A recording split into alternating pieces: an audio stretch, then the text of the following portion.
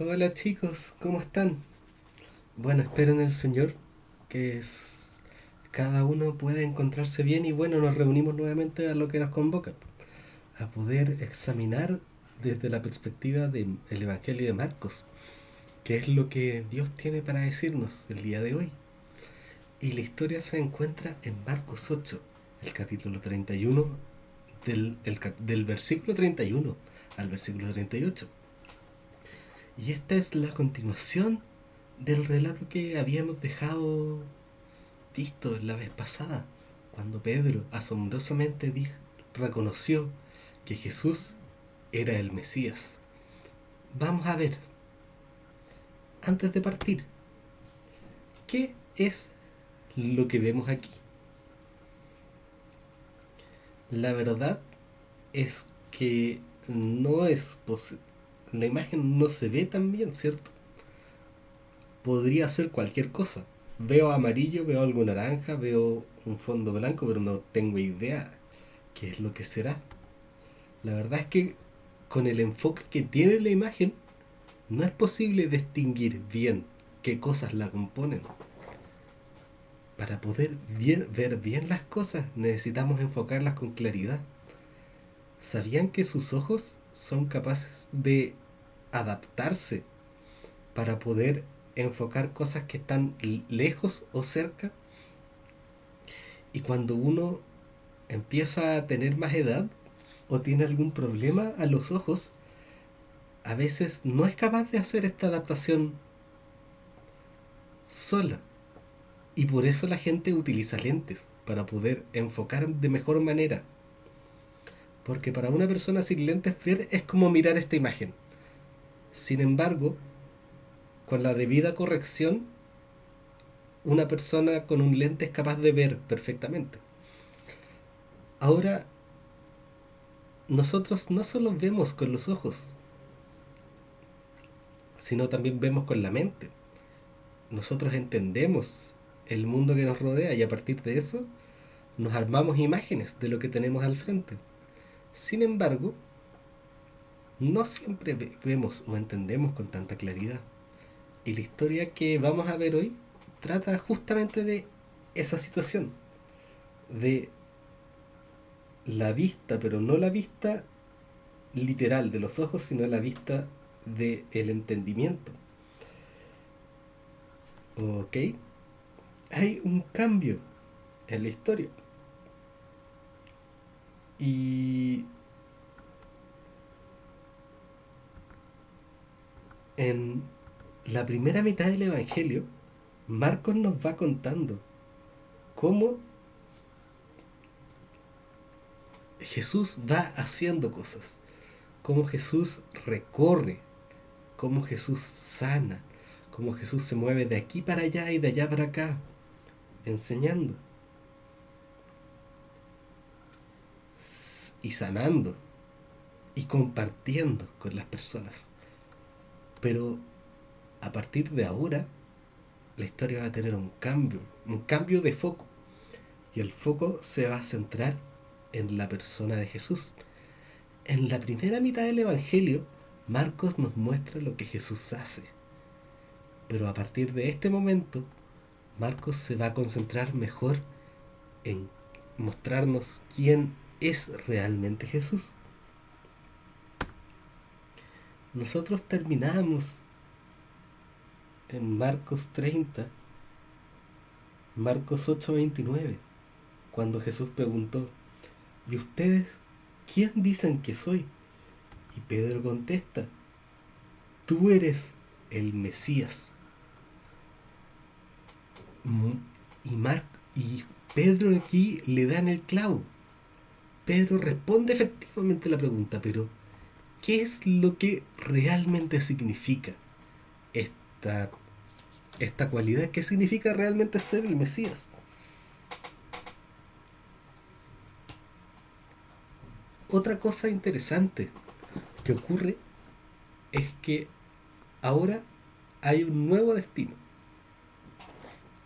En el principio del Evangelio vemos como Jesús recorre muchas aldeas y pueblos, sanando, enseñando. y llevando el mensaje de Dios. Sin embargo, a partir de la segunda mitad del Evangelio, Jesús tiene un objetivo claro, que es llegar a Jerusalén. ¿Y se acuerdan esto de ver con claridad? Pues bien, Jesús va a usar, o sea, durante el trayecto de Jesús hacia Jerusalén, Jesús va a ir enseñándole a sus discípulos y ayudándoles a ver más claramente qué significa que Él sea el Mesías. Veamos qué es lo que comienza diciendo Jesús. Entonces Jesús comenzó a decirles que el Hijo del Hombre tendría que sufrir muchas cosas terribles y ser rechazado por los ancianos, por los principales sacerdotes y por los maestros de la ley religiosa. Lo matarían, pero 3 días después resucitarían. Mientras hablaba abiertamente de esto con sus discípulos, Pedro lo llevó aparte y empezó a reprenderlo por decir semejantes cosas. Entonces vemos que de alguna manera Pedro tiene un conflicto con lo que Jesús está diciendo. Jesús está diciendo, Jesús no negó que él era el Mesías. Jesús sabía quién era y él sabía que efectivamente era el Mesías. Pero empezó a contar algo que a Pedro no le gustó mucho. Y era el hecho de que él, el Mesías, la persona que Dios había enviado para salvar el mundo, iba a morir. De hecho, lo iban a matar. Y de cierta forma a Pedro no le gustó escuchar esto. Seguramente Pedro tenía la idea de que esta persona que iba a enviar Dios iba a ser un líder político, que iba a tener un fuerte ejército y iba a echar a los romanos y a todas las naciones que se opusieron al pueblo de Dios. Pero Jesús nos muestra otra cosa y muestra cómo este enviado de Dios sería matado por los líderes religiosos. Y Pedro rápidamente se apresura en reprenderlo por decir semejantes barbaridades. ¿Cómo iba a ser posible que el Mesías muriera? El Mesías tan esperado, que, que tanto habían soñado, no podía morir así nomás. Tenía que vivir y para siempre. Esto es la idea de Pedro. Y después la historia da un giro dramático. Jesús se dio la vuelta, miró a sus discípulos y reprendió a Pedro. Aléjate de mí, Satanás. Ves las cosas solamente desde el punto de vista humano, no del punto de vista de Dios. Pedro fue capaz de distinguir lo que Jesús era. Pedro fue capaz de ver que Jesús era el Mesías. Sin embargo, Pedro aún no veía con claridad. Pedro aún no entendía qué es lo que significaba que su maestro fuera el Mesías. Y Pedro lo reprende duramente. Jesús lo reprende duramente y le dice que se aparte de él, porque en lugar de fortalecer e impulsar a Cristo a cumplir su misión, él está volviéndose un tropiezo, un obstáculo, un freno hacia aquello que Jesús estaba por hacer, aquello por lo cual Jesús iría a Jerusalén. Y Jesús lo compara con Satanás, aquel que se opone, aquel que posee, que a través de las historias veíamos como poseía gente y los atormentaba. Y Pedro no era distinto, pues él se estaba oponiendo a la misión a la cual Jesús se estaba dirigiendo. Y luego Jesús se dedica a enfocar de nuevo. Pedro estaba viendo como la foto que veíamos al principio. Sin embargo, Jesús quería enfocar la imagen a lo que quería revelar lo que realmente era. Entonces llamó a la multitud para que se uniera a los discípulos y dijo: si alguno de ustedes quiere ser mi seguidor, tiene que abandonar su propia manera de vivir, tomar su cruz y seguirme. Si tratas de aferrarte a la vida, la perderás. Pero si entregas tu vida por mi causa y por la causa de la buena noticia, te salvarás. ¿Qué beneficio obtienes si ganas el mundo entero, pero pierdes tu propia alma? ¿Hay algo que valga más que tu alma? Si alguien se avergüenza de mí y de mi mensaje en estos días de adulterio y pecado, el Hijo del Hombre se avergonzará de esta persona cuando regrese en su gloria, en la gloria de su Padre, con sus santos ángeles. Y aquí Jesús da la primera vista de lo que significa seguirle. Jesús, en el principio del Evangelio veíamos que anunciaba la buena noticia del reino, pero aquí dice que no hay reino sin cruz, que lo que Él está por hacer, la buena noticia, conllevaba un costo, y ese costo significaba hasta la vida misma de Jesucristo. Aquello que Dios había enviado a Jesús a hacer iba a tener un trágico desenlace, porque la libertad que Jesús iba a entregar tenía un precio, y ese precio aparece demostrado bajo el símbolo de una cruz. ¿Qué es la cruz y qué relación tiene Jesús con ella? Pues bien, la cruz es un símbolo de muerte. En la cruz se era un mecanismo que tenían los romanos para avergonzar y torturar a sus peores criminales y exponerlos a una muerte larga.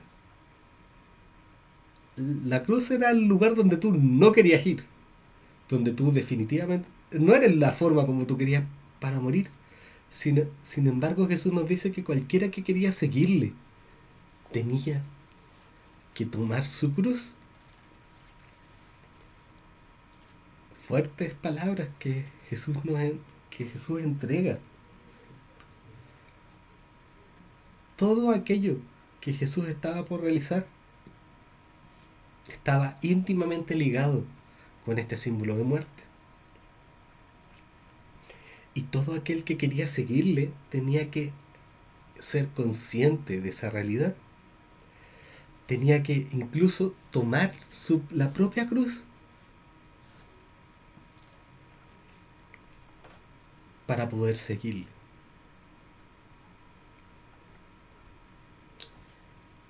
Ahora queda la pregunta: ¿de qué forma nosotros hoy podemos tomar nuestra cruz? Porque ciertamente la crucifixión es algo que ya no se hace. El Imperio Romano ya pasó y no vemos a gente cargando cruces usualmente. ¿Qué es lo que quería decir Jesús con el hecho de tomar la cruz? Voy a volver a estas palabras. Si alguno quiere ser mi seguidor, tiene que abandonar su manera egoísta de vivir, tomar su cruz y seguirme. Y ahí está la clave. Tomar la cruz no es literalmente tomar la cruz, sino abandonar la manera egoísta en que se vive. Jesús está llamando a morir a la forma como tú vives, a morir a esas cosas que tú haces que sabes que a Dios no le agradan. Ese es el llamado de seguir a Jesús. Día a día, reconocer que el corazón humano mío, tuyo propio, y el mío también, tiene deseos por motivaciones egoístas. Y sin embargo, no dejarse llevar por ellas, abandonarlas para poder seguir a Jesús. Porque cualquiera que entrega su vida por mi causa y por la causa de la buena noticia será salvo. Y ese es justo el poderoso llamado que Jesús hace. Jesús nos llama a poder seguirlo, pero seguirle a Él significa dejar de lado todo aquello que nos aparta de Él. Seguirle significa morir a nosotros mismos, morir a esas cosas malas que nos agradan, para dejarnos transformar por Él. Y a eso era lo que Jesús estaba llamando. Eso es lo que significaba lo que Jesús quería hacer. Jesús literalmente iba a entregar su vida para poder cumplir con lo que Dios le había mandado.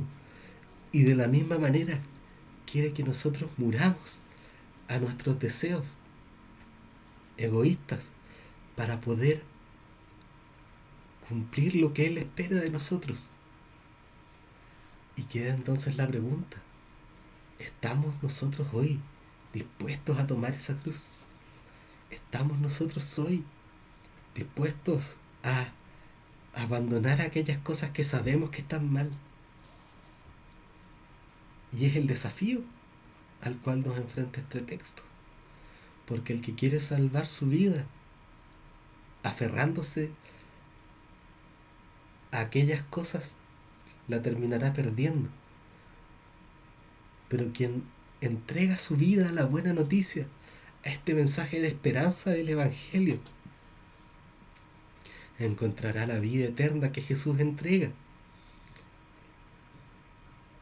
Una vida que realmente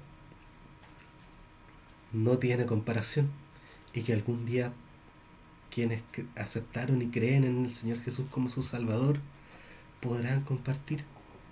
El Señor nuevamente hoy nos deja esa pregunta: ¿queremos tomar la cruz? Oremos. Amado Señor, gracias te damos por la oportunidad que nos entregas de poder aprender a través de tu mensaje, de poder aprender a través de estas experiencias que Juan Marcos dejó relatadas en su Evangelio. Gracias te damos porque al leer podemos encontrarnos nuevamente contigo. Podemos encontrarnos contigo caminando por Palestina, Señor, moviéndote de aldea en aldea. Y de a poco vemos el sacrificio que tú ibas a hacer para que nosotros pudiéramos ser liberados de nuestra naturaleza pecadora. Y gracias damos porque esa cruz no fue capaz de retenerte, sino que al tercer día, como enseñabas aquí, tú resucitaste de la muerte y hoy vives y estás sentado a la diestra de Dios. Gracias te damos porque es por esa esperanza que nosotros hoy podemos tener, ver una luz al final del camino. Gracias, Señor, porque a través de tu muerte nosotros hoy podemos encontrar vida. Amado Señor, también te pedimos por la situación que estamos viviendo en el mundo, te pedimos por las situaciones difíciles que están viviendo las familias en Chile, Señor, y en otros países. Te rogamos que pueda tu paz y consuelo ser con ellos. Y rogamos que tú puedas darle sabiduría a las autoridades para tomar buenas decisiones. Puedas darle sabiduría a la gente para también poder tomar decisiones que sean sabias. Y puedas ayudarnos a poder frenar esta enfermedad, a ser conscientes y a mostrar de tu amor perfecto, Señor. Y llevar de tu amor a aquellas familias que tanto lo necesitan. Gracias te doy por la oportunidad que nos das de poder compartir de tu palabra. Y te ruego que seas con cada uno de nosotros en lo que sea que hagamos. En el nombre de tu Hijo Jesús. Amén. Bueno chicos, esto es lo que tenía preparado para el día de hoy. Nos vemos en una próxima oportunidad. Adiós.